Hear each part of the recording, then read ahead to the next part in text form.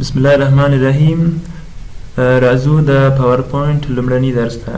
پرون مو تاسو ته د افیس د انسټالیشن طریقه در زده کړه. نن به راشو د پاورپوینټ پروګرام ته. اول به د پاورپوینټ د خلاصېدو طریقې تاسو ته ووایم. تاسو کولی شئ چې سټارټ منیو ته راشئ او ولیکئ چې پاور. کله چې مو پاور ولیکلو تاسو د پاورپوینټ پروګرام به راشي او په هغه کلیک وکړئ. د پاورپوینټ پروګرام به تاسو لپاره خلاص شي. بله لاره یې دا ده چې تاسو سټارټ منیو ته راشئ او ولیکئ چې رن.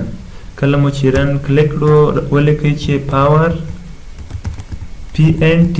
کله چې مو پاورپوینټ ولیکو ستاسو لپاره به پاورپوینټ پروګرام خلاص شي او کولی شئ چې یو شارټکټ هم ورته جوړ کړئ. کولی شئ چې پاورپوینټ ته راشئ، پروپرټیز ته راشئ او دلته د شارټکټ کی باندې کنټرول ونیسئ، آل به اتومات ورسره راسي، یو بل حرف ورکړئ، مثلا H.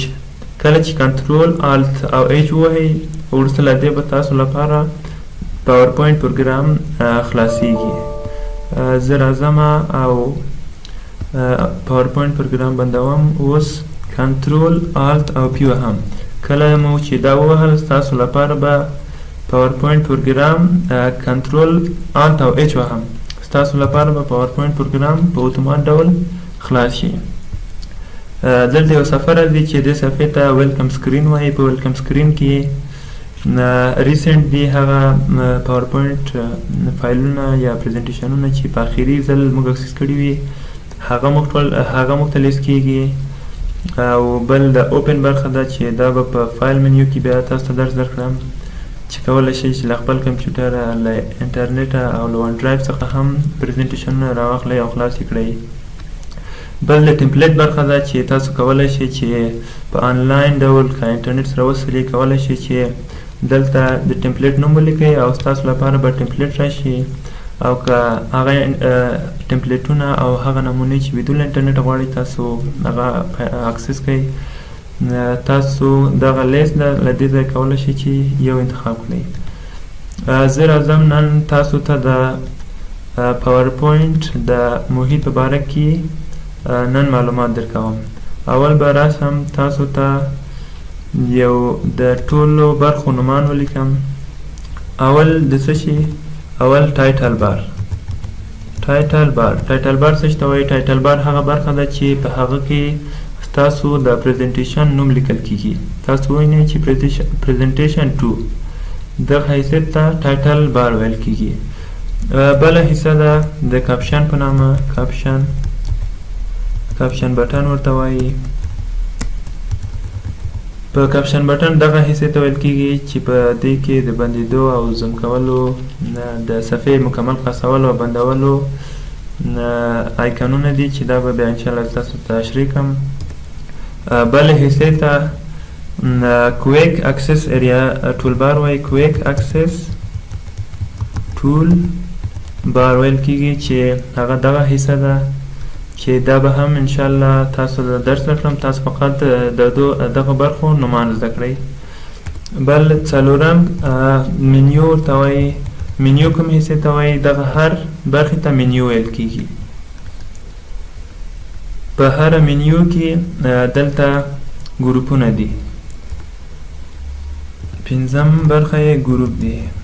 ګروپ څه ته وایي؟ مثلا دا کلیپبورډ لیکلی په هوم منیو کې د کلیپبورډ ګروپ، یا د هوم منیو کې د سلایډز ګروپ، یا په هوم منیو کې د فونټ ګروپ.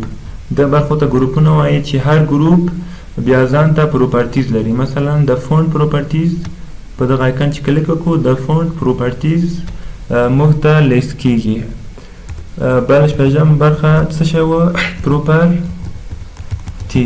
پروپرټیز څه شی وه؟ د هر منیو په باره لاندې زموږ لپاره پروپرټیز وه. بل اومه برخه چې ده هغه چې اومه برخه یې د سټیټس بار ورته وایي. سټیټس بار کوم برخه ته وایي؟ سټیټس بار دغه لاندنۍ برخې ته سټیټس بار وایي چې په دې کې تاسو کولی شئ چې صفحه زوم کړئ، کامنټ ورکړئ، نوټونه یې راولئ، چې د زوم اندازه له 10 او تر 400 پورې زوم اندازه لري. تاسو کولی شئ چې هغه هم سټیټس بار کې وکړئ چې دا به انشاءالله په نور درسو کې مکمله توګه تاسو ته معلومات درکړم. بل د پاورپوینټ باره کې مهم معلومات دا دي چې په پاورپوینټ کې مثلا په ورډ کې هر صفحې ته ډاکومنټ وایي، خو په پاورپوینټ کې هر صفحې ته څه شی وایي؟ سلایډ. د هر صفحې نوم څه شی سو؟ سلایډ. د سلایډو مجموعې ته څه شی وایي؟ پریزنټیشن وایي. بل کله چې تاسو د پاورپوینټ پروګرام سیو کوئ، مثلا زه غواړم چې دا فایل سیو کړم، یو نوم به غواړم چې دا سیو کړم په ډیسکټاپ کې، نوم به یې ورکړم چې سلایډ. کله چې دا سیو کوئ دلته یو اکسټنشن ورته جوړیږي چې د هغه اکسټنشن د پاورپوینټ اکسټنشن څه شی ده؟ PPTX. دا په دې معنی چې تاسو د پاورپوینټ هر پریزنټیشن چې خلاصوئ د هغه فارمت نور فارمتونه هم شته، خو ستاندرد فارمت یې ستاندرد اکسټنشن یې PPTX ده. هغه فایل چې ما اوس سیو کو هغه پریزنټیشن تاسو وینئ، را به شئ پروپرټیز ته، تاسو وګورئ چې د دغه اکسټنشن څه شی ده؟ PPTX. دا و د نننی درس. تاسو وظیفه دا ده چې په هره د پاورپوینټ په هره برخه کې معلومات پیدا کړئ او د هر برخې نوم زده کړئ. سبا به انشاءالله د فایل له ګروپ څخه شروع کوو او همداسې به له فایل له منیو څخه شروع کوو او همداسې به درس ته ادامه ورکوو. که ستاسو سوال و ما ته سوال راولېږئ، له توجه نه مو یوه نړۍ مننه.